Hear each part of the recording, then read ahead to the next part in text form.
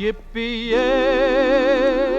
there'll be no way. Hi guys, a bit of an announcement about my Fallout New Vegas mods and actually my Fallout New Vegas playthrough. It's a Fallout New Vegas announcement video. I have been ill this week, most of you probably know that, and it's been a little difficult for me to make some of the entertaining videos. However, I have been doing quite a lot of cleanup of my system to try and get a few other tasks out of the way, tasks that I could do without necessarily being, very energetic and super talkative.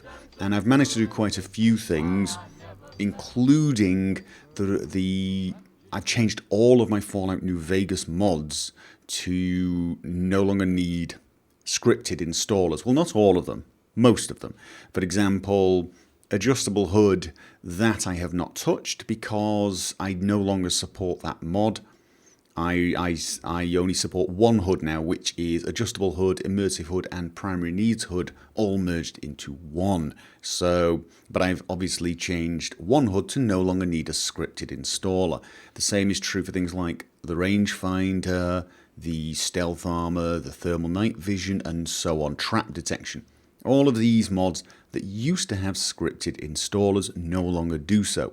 They are mostly separated up now into a main file, which is required, and then some optional files that you choose, at the time of download, instead of choosing it from the installer. Now, it's not quite as impressive as getting a nice installer. You do have to sort of say, oh, okay, do I want Doc Mitchell's, the items to be at Doc Mitchell's house? Yes, okay, I'll download that file. You have to make that decision at download time, but it's not exactly a huge problem. But it does remove the requirement for scripted installers, and that makes it so that, people who have issues with scripted installers no longer have that risk.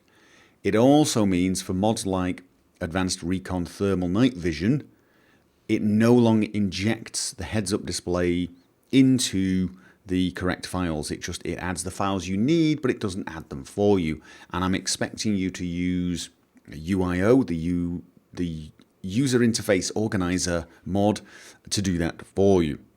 So that makes it a lot more compatible with Mod Organizer. So if you've been using Mod Organizer and having problems with many mods, including many of mine, I'm hoping this is going to make life easier. I will be able to tell you soon, because I do in fact intend to move my entire load order for Fallout New Vegas over to Mod Organizer. Other exceptions include, again, Cinematech. Cinematech is no longer a supported mod. I now recommend using Dynavision 3, which includes Cinematech, Dynavision 2, Imaginator, and the Director's Chair. Obviously the same is true of the Director's Chair. But Dynavision 3 has been updated to no longer need a scripted installer. Has everything. Unified HUD is obviously no longer required. This mod I do not recommend using anymore unless you've already got it installed and everything's working perfectly. If you're creating a new load order, I recommend UIO. Weapon Animation Replacers faux mod is a mod that will not be getting changed, I'm afraid. The entire point behind this mod is that it is a scripted installer that makes life easier for you when installing the Weapons Animation Replacer mod itself. So this mod literally exists to be a scripted installer. If you don't want to use a scripted installer, just download the mod from the original author and, install it manually. I'm hoping this will still run under Mod Organizer, but again, I can't confirm that. Not got that far myself. On the subject of Mod Organizer, I have started the process of moving my load order. I now have my entire data folder backed up to another drive. The same is true of the NMM, the Nexus Mod Manager information required for that mod, and so on. All the load order files, everything I need to restore it if the process goes wrong, I have sorted.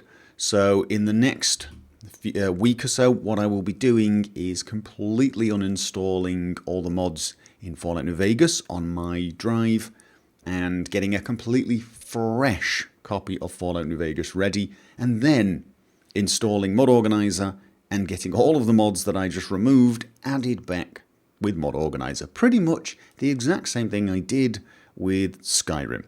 Of course, I do intend to have some videos devoted to Mod Organizer and Fallout New Vegas. I can't tell you how many or what they will be about until I have gone through the process myself.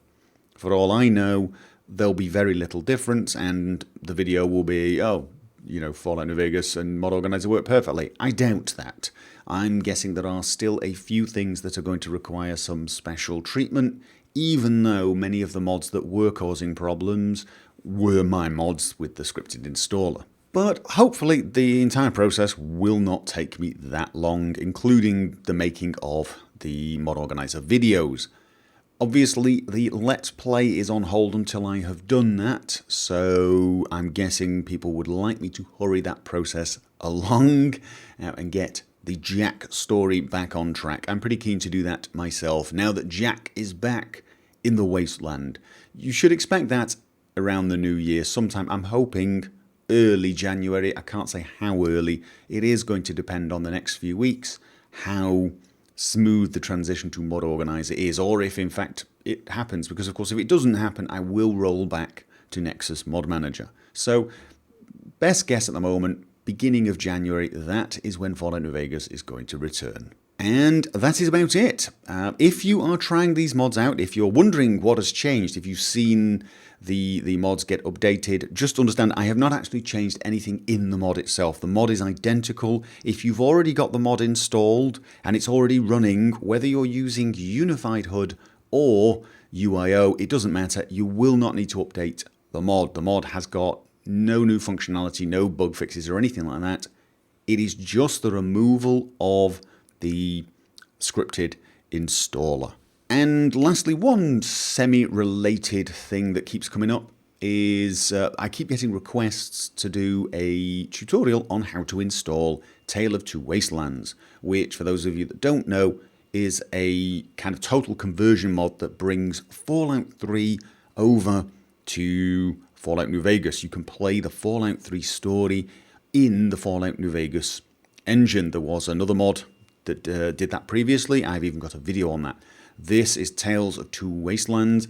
I have not tried it, and I would love to show you how to do an installation for it, but of course that's a fairly lengthy process and would probably mess my load order up, at least whilst using Nexus Mod Manager. I'm hoping once I've transferred my load order completely over to Mod Organizer, I will be able to install Tale of Two Wastelands on a separate profile, just for the purposes of showing you guys, you know, how the hell to do it. So I'm thinking that would be a good idea. Kill two birds with one stone, so to speak. So yeah, that may happen. And of course, that's probably going to lead people to say, oh, are you going to do a Tale of Two Wastelands playthrough?